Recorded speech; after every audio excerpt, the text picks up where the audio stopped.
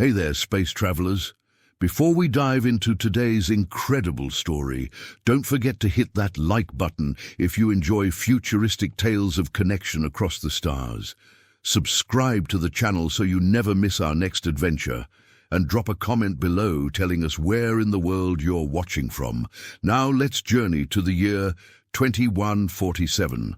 The year 2147 marked humanity's fourth decade of confirmed contact with extraterrestrial civilizations. Earth had transformed into a hub of interstellar commerce, cultural exchange, and technological collaboration. Massive orbital stations ringed the planet like jeweled necklaces, their lights visible from the surface as they processed the constant flow of vessels arriving from distant systems. The skyline of New Geneva, the planet's administrative capital, bristled with crystalline towers that reached toward the heavens, their surfaces reflecting the amber glow of the setting sun. Dr. Adrian Cross stood at the observation deck of the Xenological Research Institute, watching as a Tellurian transport vessel descended through the atmosphere, its hull shimmering with the characteristic iridescence that marked their bio-integrated technology. At 38 years old, Adrian had dedicated his entire adult life to understanding alien biology, earning him recognition as one of Earth's foremost xenobiologists. His weathered features bore the marks of countless sleepless nights spent in laboratories, and his dark eyes held an intensity that came from genuine passion for his work. The institute itself was a marvel of collaborative engineering, its structure incorporating design principles from 7 different species. The walls seemed to breathe, responding to the emotional states of those within through subtle color shifts, a feature gifted by the empathic Valarans. Adrian had grown accustomed to the building's quirks, finding comfort in its living presence after so many years. Still staring at ships like a first-year student? The voice belonged to Dr. Helena Rodriguez, Adrian's colleague and the Institute's Director of Cultural Studies. She approached with 2 steaming cups of synthesized coffee, offering one to him. Adrian accepted gratefully, wrapping his hands around the warm ceramic. I never get tired of it. Each vessel represents a bridge between worlds, Helena. How can that ever become mundane? Helena smiled, her expression mixing affection with concern. That idealism is what makes you brilliant, Adrian. It's also what makes you vulnerable. She paused, choosing her words carefully. I heard about the review board's decision regarding your proposal. Adrian's jaw tightened imperceptibly. They rejected it. Again. 5 years of data, documented behavioral patterns, linguistic analysis, and they dismissed it as anthropomorphizing non-human subjects. The bitterness in his voice was unusual for him, a crack in his typically composed demeanor. The Zephyrians are difficult subjects, Helena offered diplomatically. Their biology is so radically different from anything we've encountered. The board isn't comfortable with treating them as people, Adrian interrupted, his voice rising slightly before he caught himself. He took a deep breath, forcing calm. The Zephyrians communicate, Helena. They build, they create, they feel. But because they don't fit our narrow definition of sentience, we categorize them as advanced fauna rather than a civilization. The Zephyrians had arrived on Earth 3 years earlier, not through spacecraft, but through a dimensional phenomenon that scientists were still struggling to understand. They appeared as beings of luminous energy contained within roughly humanoid forms, their bodies constantly shifting between states of matter. Their homeworld existed in a region of space where the barriers between dimensions were naturally thin, allowing them to perceive and interact with realities that remained invisible to human senses. Helena placed a hand on Adrian's shoulder. I know you care about this, but you need to be careful. There are already whispers about your relationship with the Zephyrian you've been studying. Lyra, Adrian said firmly, Her name is Lyra. She chose it herself from our literature databases. Exactly my point, Helena said gently. You're not supposed to allow research subjects to name themselves. It creates emotional attachment that compromises objectivity. Adrian turned to face his colleague fully, his expression a mixture of frustration and determination. What if objectivity is the wrong approach? What if the only way to truly understand another form of consciousness is to engage with it as an equal? Before Helena could respond, a subtle chime echoed through the observation deck. A holographic display materialized in the air between them, showing an incoming message notification. Adrian's breath caught as he recognized the sender's designation, Subject Z7, the official classification for the being he knew as Lyra. Request for meeting, Botanical Habitat 7, Sunset Hour. Purpose, discussion of mutual concern. The message was formal, adhering to Institute protocols, but Adrian could sense the urgency beneath the standardized language. Lyra had learned to navigate human bureaucratic systems with remarkable aptitude, understanding that working within established frameworks was often more effective than challenging them directly. Helena read the message, her expression troubled. Adrian, please think carefully about this. The review board is already questioning your methods. If they perceive any impropriety, there is no impropriety, Adrian said firmly. Lyra is a sentient being attempting to establish meaningful communication with another sentient being. The fact that our species evolved on different worlds shouldn't make that controversial. He finished his coffee in one long swallow and headed toward the exit, leaving Helena standing alone at the observation deck. As he walked through the Institute's corridors, Adrian passed clusters of researchers engaged in various projects. Some nodded respectfully, acknowledging his reputation. Others averted their eyes, and Adrian could feel the weight of their judgment. The whispers had grown louder in recent months, speculation about his obsession with a research subject. Botanical Habitat 7 was located in the Institute's environmental wing, a massive biodome that recreated ecosystems from various worlds. The Zephyrians, despite their energy-based forms, had shown a profound appreciation for organic life. They gathered in places where multiple forms of vegetation grew together, claiming that the intermingling of different life essences created a resonance they found comforting. As Adrian entered the habitat, the temperature and humidity shifted to accommodate the carefully balanced environment. The air was thick with the scent of alien flowers, some releasing pheromones that human olfactory systems interpreted as familiar earth fragrances. The biodome's ceiling was transparent, offering a view of the darkening sky where stars were beginning to emerge. Lyra stood near a cluster of Andromedan ferns, their silver fronds swaying in an artificial breeze. Her form was more stable than usual, suggesting focused concentration. She appeared roughly human in proportion, but composed of light that shifted through the visible spectrum, never settling on a single color. Where a human face would display features, Lyra's countenance was a suggestion of expression, readable through patterns of luminosity rather than fixed structures. "Adrian," she said, her voice manifesting as harmonic vibrations in the air rather than through vocal cords. The Institute's translation systems rendered her communication into English, but Adrian had learned to interpret the underlying emotional content in the raw frequencies. "Thank you for coming." "Of course," Adrian replied. Approaching to what he'd learned was a comfortable distance for Zephyrian interaction. Too close felt invasive to them. Too far suggested distrust. "Your message indicated urgency." Lyra's form flickered, a pattern Adrian had come to recognize as anxiety. "The Council has made a decision regarding our people's presence on Earth. They are considering departure." Adrian felt a jolt of alarm. "Departure?" But your people have barely begun integrating with our world. The dimensional studies alone have transformed our understanding of physics. That is precisely the issue, Lyra explained, moving closer to the ferns.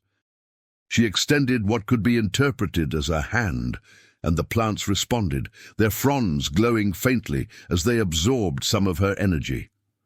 Many of my kind feel that we have shared too much, too quickly.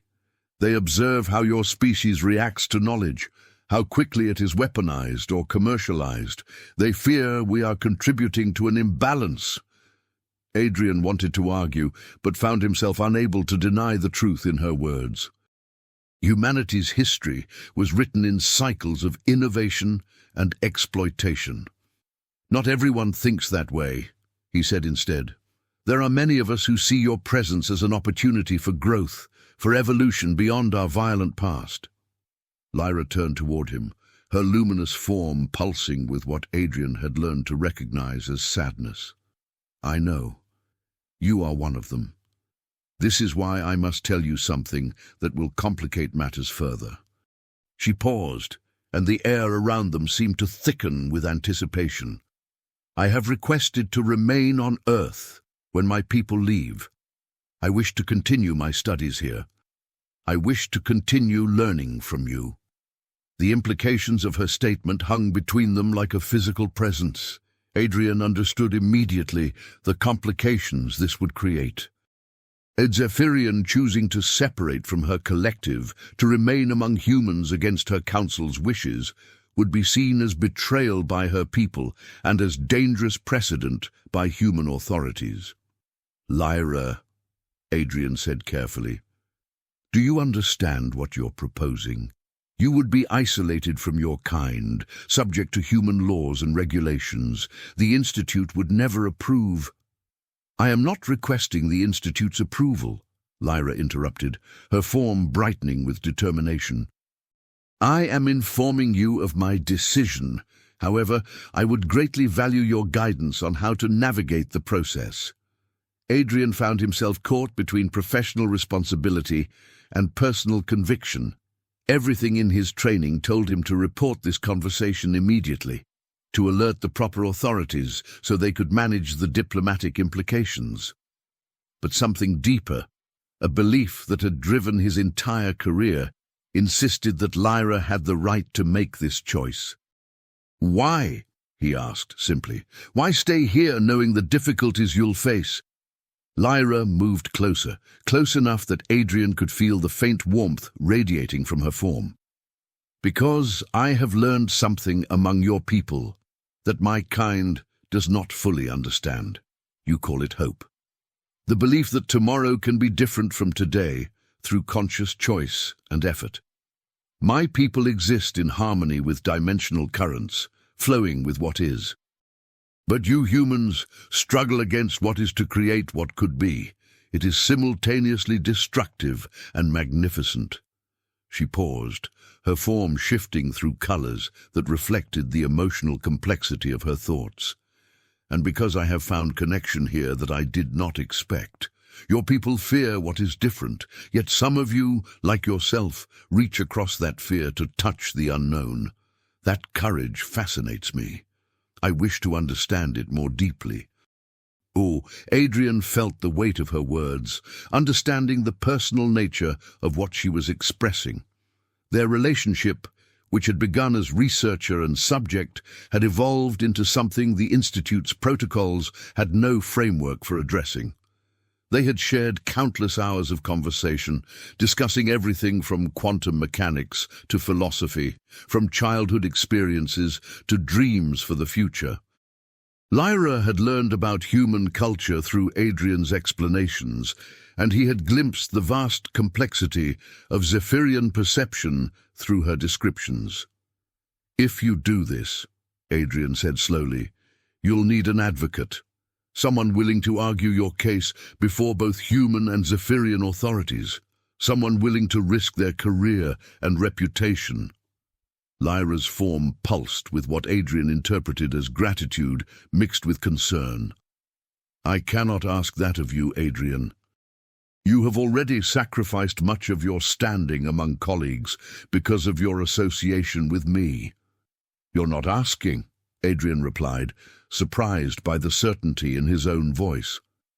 I'm offering, because I believe in what you represent. The possibility of true understanding between species, not just coexistence, but genuine connection. The sky above the biodome had darkened completely, and the stars were now visible in their full glory. Among them, Adrian knew, were the worlds of the Zephyrians, the Velarans, the Tellurians, and dozens of other civilizations.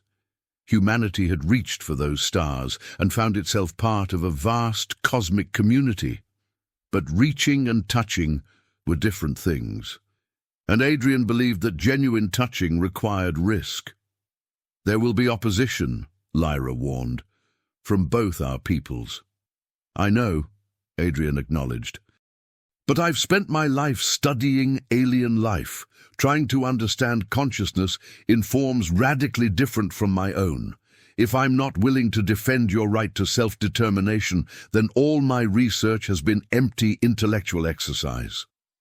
They stood together in silence for a long moment, human and Zephyrian, two beings from worlds unimaginably distant, finding common ground in a shared belief. Around them, the alien plants of the biodome continued their quiet existence, living evidence that life could thrive in unexpected combinations. We should begin preparations, Adrian said finally. The paperwork alone will be substantial, and we'll need to build support before making any formal announcements. I have colleagues who might be sympathetic, and there are legal advocates who specialize in interspecies rights. Lyra's form brightened noticeably. Then we proceed together? Together, Adrian confirmed. As they began discussing strategy, neither of them noticed the small surveillance drone that hovered near the biodome's ceiling, its sensors recording everything. The Institute's security systems operated constantly, monitoring all interactions with alien visitors. Within minutes, footage of their conversation would be flagged for review, and the wheels of bureaucratic scrutiny would begin turning. The following weeks would test both Adrian and Lyra in ways they couldn't yet imagine. But in that moment, standing together in the artificial twilight of Botanical Habitat 7, they were united in purpose. Two unlikely allies preparing to challenge the assumptions of two worlds. The hearing room of the Interspecies Relations Committee was designed to be intimidating, and it succeeded admirably. Located in the highest level of the Xenological Research Institute, its walls were lined with screens displaying live feeds from observation stations across the solar system. The message was clear. Decisions made in this room had consequences that echoed through space itself. Adrian sat at the respondents' table, his formal attire feeling constrictive after years of preferring casual research clothing. Beside him, though not physically seated, Lyra's presence manifested as a column of contained light, her form more rigidly defined than usual. The committee had required her to maintain a stable appearance for the duration of the proceedings, using specialized field generators that Adrian knew caused her discomfort. Across from them sat the committee itself, 5 humans and 2 aliens, each representing different perspectives on humanity's place in the cosmic community. Dr. Evelyn Thornton, the committee chair, was a severe woman in her 60s, whose reputation for strict adherence to protocol was legendary. Beside her sat Ambassador Cathal, a Velaran whose empathic abilities made him uniquely suited to detecting deception, his crystalline skin refracting the room's light into rainbow patterns. "Let us begin," Dr. Thornton said, her voice carrying the weight of authority. "Dr. Cross, you stand accused of violating multiple Institute protocols regarding interaction with research subjects. Specifically, you are charged with developing an inappropriate personal relationship with subject Z7, subsequently designated as Lyra, allowing said subject to influence your professional judgment and conspiring to circumvent established procedures for permanent alien residency. Adrian had prepared for this moment, but hearing the accusations, stated so formally, still sent a chill through him. With respect, Dr. Thornton, I reject the characterization that my relationship with Lyra is inappropriate. I have engaged with her as I would with any sentient being capable of complex thought and self-determination. That is precisely the problem, Dr. Cross, interjected Dr. Marcus Chang, another committee member. You have made a unilateral decision to classify a being as sentient without proper peer review or consensus. The Zephyrians have not been granted full sentient status by the Interspecies Sentience Council. Lyra's form flickered, and Adrian felt the temperature in the room shift slightly as she struggled to contain her reaction. He placed a calming hand near her field containment unit, a gesture that didn't go unnoticed by the committee. The Sentience Council's criteria are based on characteristics that inherently favor carbon-based life forms, Adrian argued. Lyra and her people communicate, create art, maintain complex social structures, and demonstrate clear self-awareness. Their dimensional nature makes them difficult to study using conventional methods, but difficulty should not be confused with absence of sentience. Ambassador Cathal leaned forward, his multifaceted eyes fixed on Adrian. Dr. Cross, I sense genuine conviction in your words. However, I also detect something more. Your emotional connection to this being extends beyond professional interest. This troubles the committee. Adrian took a deep breath. This was the moment he had dreaded, when his personal feelings would be dissected and used as evidence of compromised judgment. Ambassador, I won't deny that I care about Lyra as an individual. Over 3 years of interaction, we have developed mutual respect and understanding, but such connection should be expected when working closely with any intelligent being. It doesn't invalidate my professional observations. Dr. Thornton consulted her datapad before speaking. Dr. Cross, we have recordings of your conversations with Subject Z7. In them, you discuss matters far beyond research parameters. Philosophy, personal experiences, even what appears to be emotional support during moments of distress. This exceeds the bounds of appropriate researcher-subject interaction. Perhaps, Adrian said carefully, that reveals a flaw in our protocols rather than in my conduct. How are we to truly understand alien consciousness if we maintain clinical distance? The Velarans achieved breakthrough understanding with humanity precisely because Ambassador Cathal and his colleagues were willing to engage with us emotionally as well as intellectually.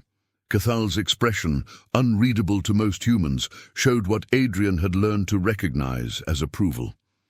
There is truth in Dr. Cross's words, the ambassador said. However, there is a difference between diplomatic engagement and personal entanglement. The concern is not that you have formed a connection, Dr. Cross, but that this connection may cloud your judgment regarding Subject Z7's motivations and capabilities. May I speak? Lyra's voice resonated through the room, causing several committee members to shift uncomfortably. Permission to address the committee directly was unusual for a research subject. Dr. Thornton hesitated before nodding. You may, but keep your remarks relevant to the charges. Lyra's form brightened slightly, despite the constraints of the field generators. Thank you.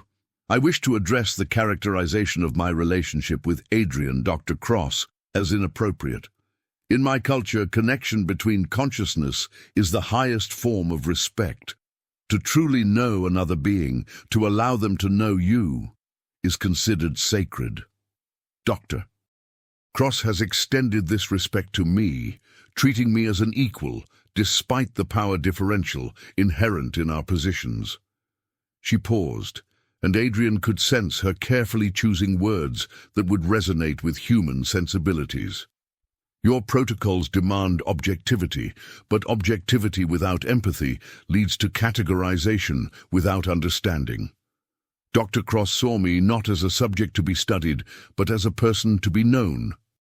Is this not the foundation of the interspecies cooperation you claim to value? Dr. Thornton's expression remained stern, but Adrian noticed several other committee members exchanging glances. Lyra's eloquence was undeniable, and her words challenged assumptions that many had never questioned. Subject Z7, Dr. Thornton said, using Lyra's official designation with obvious intent. Your articulation is impressive. However, it also demonstrates the issue at hand. You have been influenced by Dr. Cross to adopt human perspectives and communication styles. This raises questions about cultural contamination and the integrity of research data. Adrian felt anger rising but forced it down. Losing his temper would only validate their concerns about his emotional compromise.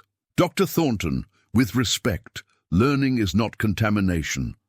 Lyra has studied our language and culture just as we study theirs. Such mutual learning is the basis of all interspecies exchange. Mutual exchange assumes equality, Dr. Marcus Chang interjected, but subject Z7 has been in a dependent position within our facility, reliant on our resources and permissions.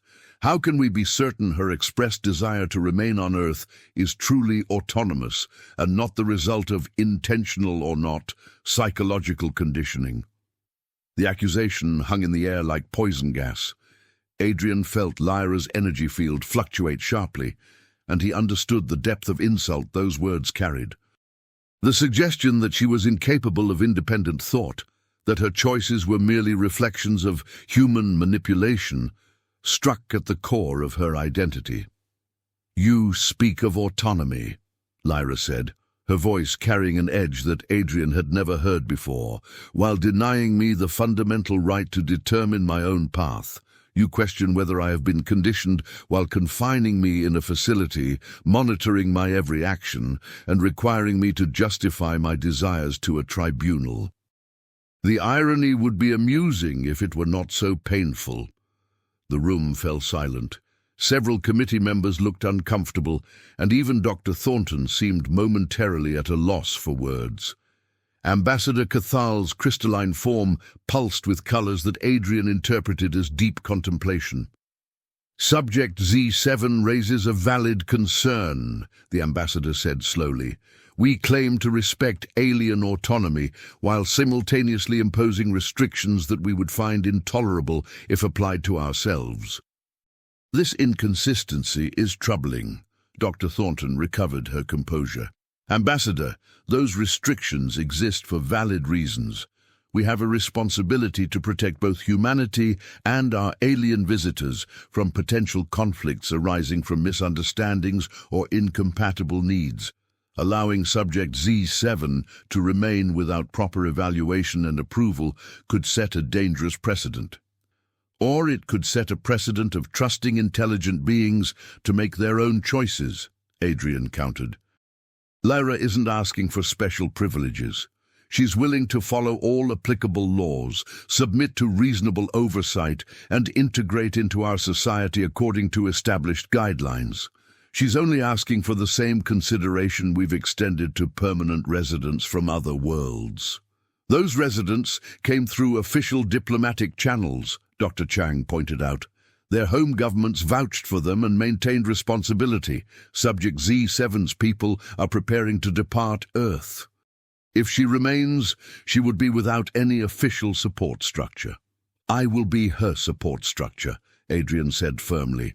"I will take responsibility for her integration and welfare."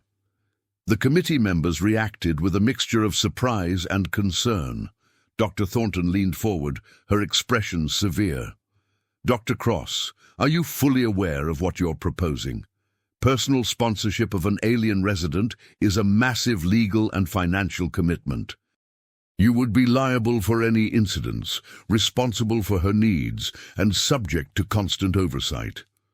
"I understand completely," Adrian replied without hesitation. and I accept those responsibilities." Lyra's form flickered rapidly, and Adrian knew she was experiencing strong emotion. "Adrian, you should not sacrifice." "It's not a sacrifice," Adrian interrupted gently.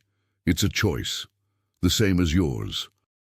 Ambassador Cathal rose from his seat, his crystalline form catching the light as he moved. "With the committee's permission, I would like to invoke my privilege as an empathic witness. I wish to conduct a direct assessment of both Dr. Cross and Subject Z7 to determine the authenticity of their expressed intentions." The request was unusual, but within Cathal's rights as a committee member. Empathic assessment was considered highly reliable, but also deeply invasive, requiring subjects to lower their emotional defenses completely. Dr. Thornton consulted briefly with other human members before nodding approval. "Proceed, Ambassador." Cathal approached Adrian first, extending what could be loosely described as a hand. Adrian grasped it, feeling an immediate sensation of warmth spreading through his body. The ambassador's empathic abilities worked through physical contact, allowing him to sense emotions with remarkable precision. For several long moments, they stood connected. Adrian felt exposed, as though every thought and feeling was being examined under intense light. He didn't resist, allowing Cathal full access to his emotional state. When the ambassador finally released him, Adrian felt drained, but also strangely relieved.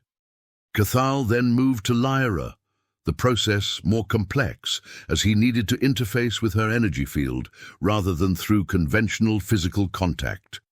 Specialized equipment facilitated the connection, and Adrian watched as both beings seemed to glow with increased intensity. When the assessment concluded, Cathal returned to his seat, his expression thoughtful. "I have completed my evaluation. I will share my findings." The room waited in tense silence. "Doctor, Cross's emotions toward Subject Z7 are complex," Cathal began. "I sense deep respect, intellectual fascination, protective instinct, and yes, affection. However, I detect no deception, no ulterior motives, and no evidence of the pathological obsession some have suggested. His primary emotion is conviction, belief in a principle that transcends personal interest." He turned toward Lyra. "Subject Z7's emotions are equally complex, though expressed in patterns unfamiliar to human psychology. I sense determination, hope, fear of rejection, and profound gratitude, but most prominently I sense autonomy. Her decision to remain on Earth originates from her own desires and values, not from manipulation or dependency." Dr. Thornton absorbed this information, her expression revealing nothing. "Ambassador, are you suggesting that we approve this unprecedented arrangement?" "I am suggesting," Cathal replied carefully, "that we recognize the limitations of our own perspectives." "Doctor, Cross and Subject Z7 are attempting something that challenges our established categories. This makes us uncomfortable, but discomfort is not a valid reason to deny freedom to a sentient being."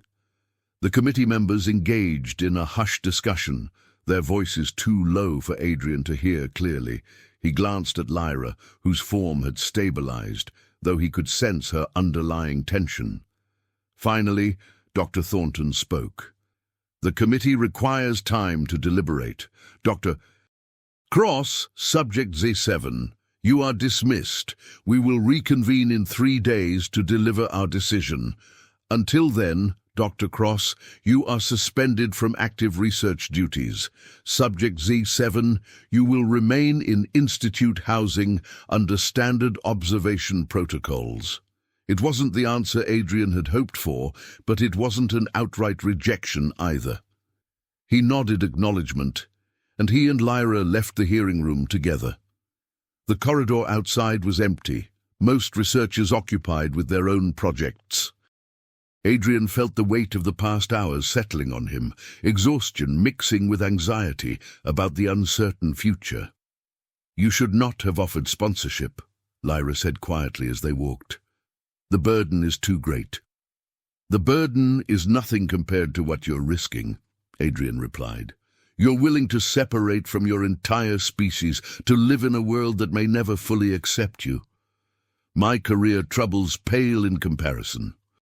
They reached a junction where their paths would diverge, Adrian toward his quarters, Lyra toward the alien housing sector. She paused, her form brightening in what Adrian had learned to recognize as gratitude.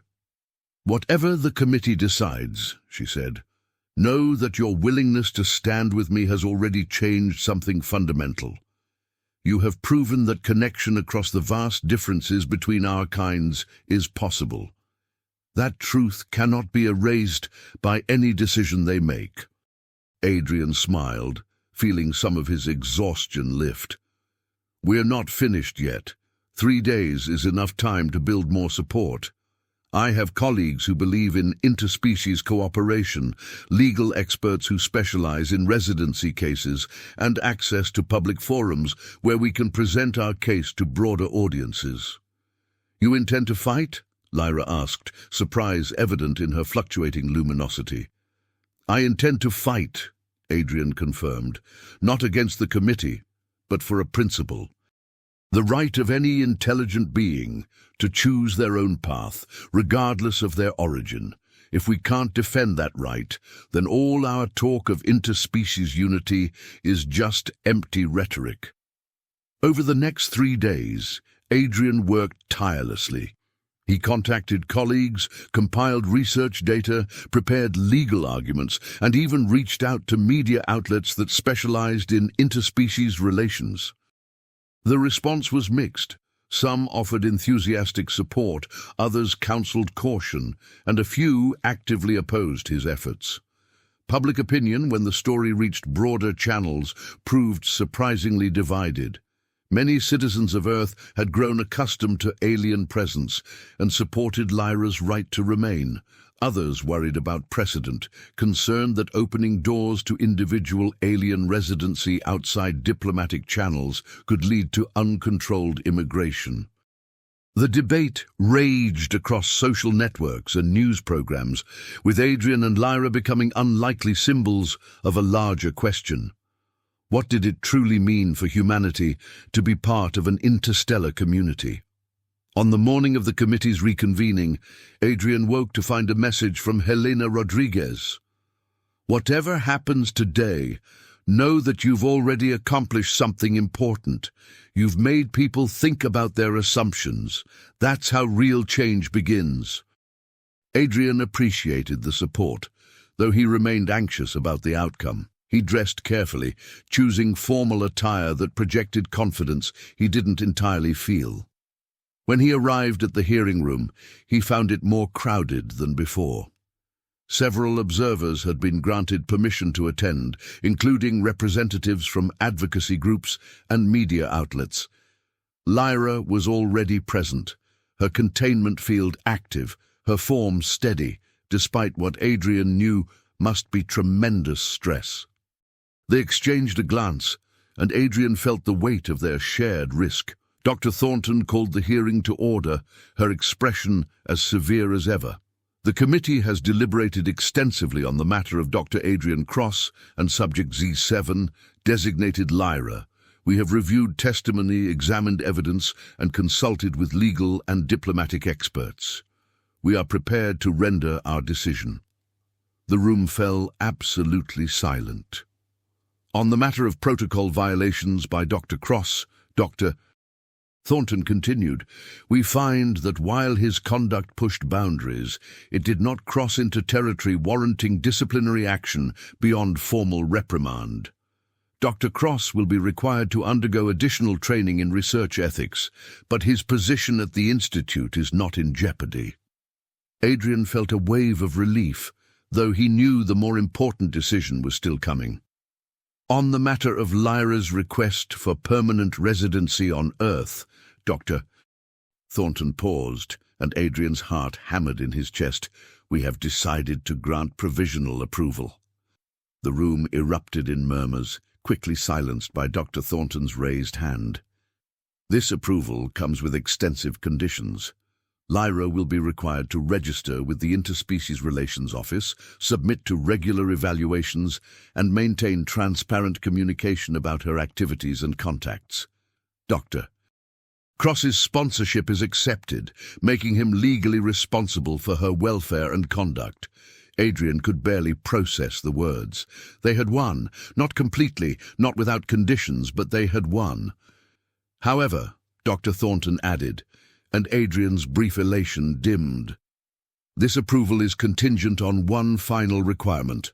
Lyra must appear before a public forum to explain her decision and answer questions from concerned citizens. Transparency is essential if this unprecedented arrangement is to succeed. Lyra's form pulsed rapidly. "I accept this condition," she said without hesitation. "I am willing to explain my choice to anyone who wishes to understand." Dr. Thornton nodded. "Then this hearing is concluded. Dr. Cross, Lyra, you will be contacted within the week regarding the public forum arrangements. Until then, congratulations on your successful petition." As the committee members filed out, Adrian and Lyra stood together, both struggling to fully comprehend what had just happened. Around them, observers approached with questions and comments, but Adrian barely heard them. His attention was focused on Lyra, whose form had relaxed from its rigid containment, expanding slightly in what he recognized as relief and joy. "We did it," Adrian said softly. "You're free to stay." "We are free," Lyra corrected. "Your freedom to defend your principles, my freedom to choose my path, these freedoms are intertwined now." The public forum was held in New Geneva's Central Plaza, a vast open space designed to accommodate large gatherings. Thousands attended in person, while millions watched through broadcast feeds across Earth and beyond. Adrian stood beside Lyra on the raised platform, feeling the weight of countless eyes upon them. Lyra had chosen to appear without field containment, her natural form flowing freely. She glowed with colors that shifted in response to the emotions of the crowd, creating an ever-changing display of light that was both beautiful and slightly unsettling to those unaccustomed to Zephyrian presence. A moderator, a veteran journalist named Patricia Brooks, opened the forum. "We're here today to understand an unprecedented decision. Lyra, a being from another dimension, has chosen to make Earth her permanent home, separating from her own kind to live among humanity. Many people have questions. Let's begin." The questions came in waves. Some were hostile, demanding to know if Lyra's presence posed security risks. Others were curious, seeking to understand her motivations. A few were supportive, welcoming her integration into human society. Lyra answered each with patience and eloquence, her responses revealing the depth of thought behind her decision. She spoke of her fascination with human resilience, the way humans transformed obstacles into opportunities. She described the connections she had formed, not just with Adrian, but with the Institute's staff, with the plants in the biodomes, with the very planet itself. "I understand your concerns," Lyra said in response to a particularly skeptical questioner. "You fear what is different, what doesn't fit established categories. This fear is not unique to humanity. My own people experience it as well. But I have learned that fear transforms into understanding through exposure and honest communication. I am here, visible and vulnerable, asking only for the chance to prove that difference need not mean threat." As the forum progressed, Adrian watched the crowd's reaction shift. Initial hostility softened into curiosity, then gradually into something approaching acceptance. Not everyone was convinced. Deep-seated prejudices didn't dissolve in a single afternoon, but a change was occurring nonetheless. When the forum finally concluded, after nearly 4 hours of questions and dialogue, Lyra's form had dimmed from exhaustion. Adrian placed a steadying hand near her energy field, offering support as they descended from the platform. They were approached by a young woman, perhaps in her mid-20s, who had tears streaming down her face. "Thank you," she said to Lyra. "My partner is Tellurian. We've faced so much judgment for our relationship. Seeing you stand here, defending your choice, it gives me hope that things can change." Lyra's form brightened despite her exhaustion. "Then we have both given each other something valuable. Your courage in loving across species boundaries gives me hope as well." And as they made their way through the crowd, Adrian reflected on how far they had come. What had begun as a simple research assignment had evolved into something that challenged both their worlds. They had faced institutional opposition, public scrutiny, and the weight of precedent. But they had also discovered something profound, that genuine connection could bridge even the vastest distances between different forms of consciousness. In the months that followed, Lyra's integration into Earth society became a model for other interspecies relationships. The Zephyrian Council, initially opposed to her decision, eventually acknowledged the value of maintaining a presence on Earth through her. She became an unofficial ambassador, bridging understanding between her dimensional people and humanity. Adrian's career, rather than being damaged, flourished in unexpected ways. His willingness to advocate for Lyra earned him respect among those who valued principle over protocol. He began advising on other cases involving interspecies interaction, helping to reshape policies to be more inclusive of diverse forms of consciousness. But perhaps most significantly, their relationship continued to evolve. They remained colleagues and friends, exploring the boundaries of what connection meant between such radically different beings. They discovered that understanding required constant effort, that difference sometimes created friction, but that the effort was worthwhile. One evening, nearly a year after the committee hearing, they stood together once again in Botanical Habitat 7. The biodome had expanded, now incorporating elements from Zephyrian dimensional spaces, creating a unique hybrid environment. "Do you ever regret your choice?" Adrian asked, watching as Lyra interacted with a cluster of dimensional flowers that existed partially in multiple realities simultaneously. Lyra's form pulsed with what Adrian had learned to recognize as contentment. "Regret requires believing an alternative path would have been superior. I cannot know what that path would have held. I only know that this path, with all its challenges, has brought me experiences and connections I could never have imagined in my home world." She turned toward him, her luminous form casting ever-changing patterns across the biodome's vegetation. "You asked me once why I chose to stay. I gave you philosophical reasons, spoke of hope and courage, but there was a simpler truth I did not express then." "What truth?" Adrian asked. "That I had found home," Lyra said simply. "Not in a physical location or among my own kind, but in the connection between consciousness seeking to truly know another. Home is not where you originate, but where you are understood." Adrian smiled, feeling the truth of her words resonate through him. Around them, the hybrid garden continued its quiet existence, life forms from different worlds growing together, their roots intertwining beneath the soil, their branches reaching toward the same sun. Above, through the biodome's transparent ceiling, stars glittered in the darkness, distant suns around which orbited countless worlds, each harboring their own forms of consciousness. Humanity had reached for those stars and found not just new territories to explore, but new possibilities for what connection could mean. The story of Adrian and Lyra would be told and retold, inspiring some, troubling others, but always challenging the boundaries of what beings from different worlds could mean to each other. They had proven that the distances between stars were not insurmountable barriers, but bridges waiting to be crossed by those brave enough to reach across the darkness.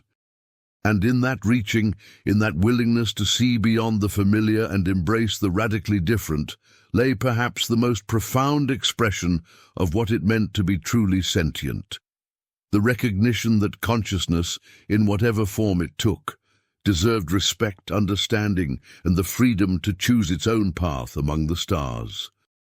Thanks for journeying with us through this incredible tale of connection across worlds.